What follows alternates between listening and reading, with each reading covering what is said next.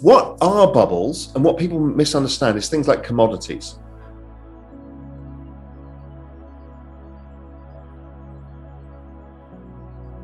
Because commodities, the more they go up in price, the more they create more supply, and the more they lower their own demand, and then they collapse, right? So they're mean reverting. In fact, many things are mean reverting where you're not seeing network effects, i.e. you're not seeing mass adoption. So when there was the short squeeze in Volkswagen back in 2008, it was just a short squeeze. It was a bubble, and then it collapsed. But it's not to do with that was not to do with anything to do with the business model or the adoption of it. It was just a technical situation, as was silver. And that happens periodically in various things. And they're mean reverting, those kinds of assets. I mean, if General Electric didn't change its business model at all, and it went up 300% from here, it's probably likely to mean revert, unless they've changed their business model, which they may well do. But it's just, we need to get our heads around the different types of businesses. The dollar is a very different beast, and nobody really knows what drives it.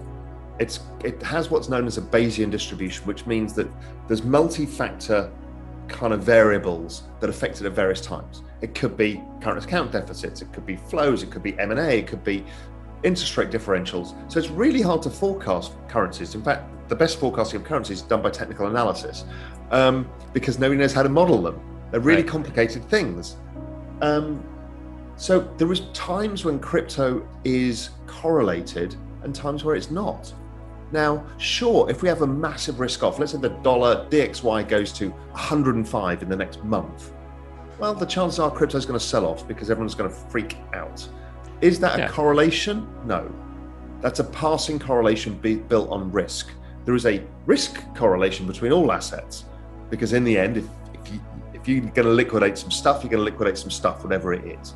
So, but the overall correlation, that's the great thing, is Bitcoin is not correlated. What they're all correlated to is something called the VAR shock.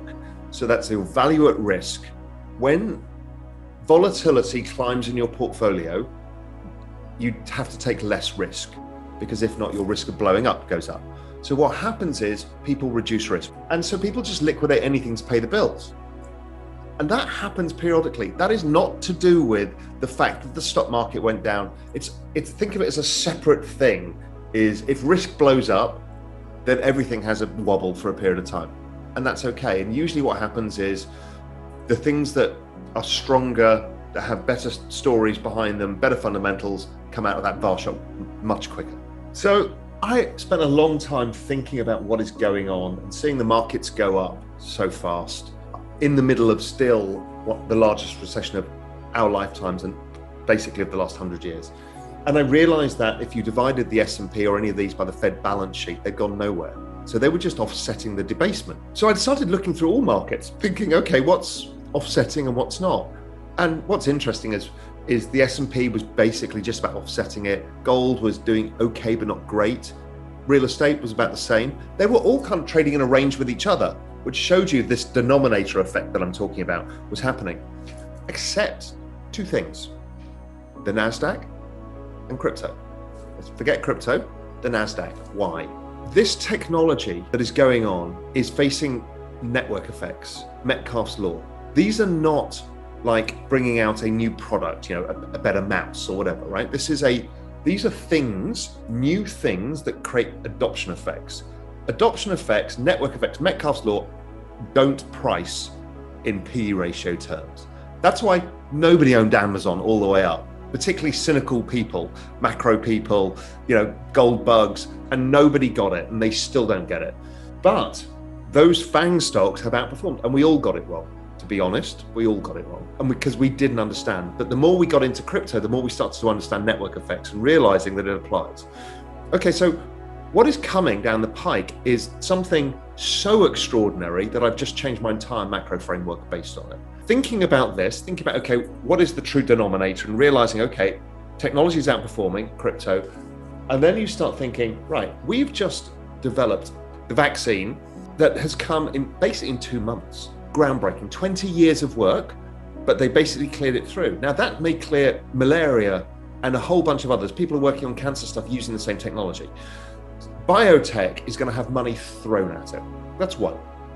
The other one is I was writing a piece about carbon offsets in Europe, which is a fantastic trade. And writing that piece, I realized that the EU is basically going to reduce all its carbon emissions 65% in the next 9 years, right? And it's going to drive a massive green revolution. And it's happening everywhere. It's not just the EU. And before it used to be, oh, it's 20 years ahead. It's now happening. Every car in 10 years' time is going to be obsolete. So think of the number of cars that have to be sold, electric cars. Think of the technology that goes with electric cars. Things like edge computing, localized networks. What does 5G fit into this? 5G is being rolled out around the world, so everybody has access to super data. Now, anywhere that doesn't have 5G is getting Starlink and the other ones that, Elon Musk Starlink, right? So basically you're about to connect the entire planet with free data in the next 5 years. Everybody. You're then going to give them the whole crypto world of digital banking, digital money, stores of value, all of that. You're going to then be able to distribute computing power across massive networks, distributed computing like we do with cloud. That increases the computing power for science. And it goes on and on and on. We've got autonomous driving, autonomous cars. That's coming in the next 5 years. I think somebody between Tesla or Google is going to get that across the line. Sure, it'll be for Amazon delivery vehicles first or whatever. So we've got a ton of these technologies. And I've only listed some of them that are all coming out in the next 5 years. None of these are ideas now. They're all products. They're all happening. The Internet of Things. All of this is happening. So we're going to go probably through the largest change in human history of technology in the shortest period of time. And everything has network effects. None of these are new products.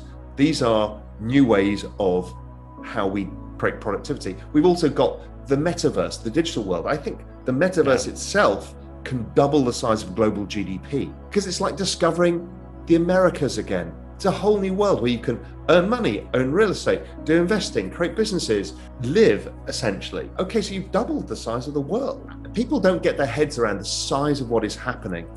And crypto is part of that picture, and it's all happening right now. So I've now thought that the advantage the millennials have is they understand this.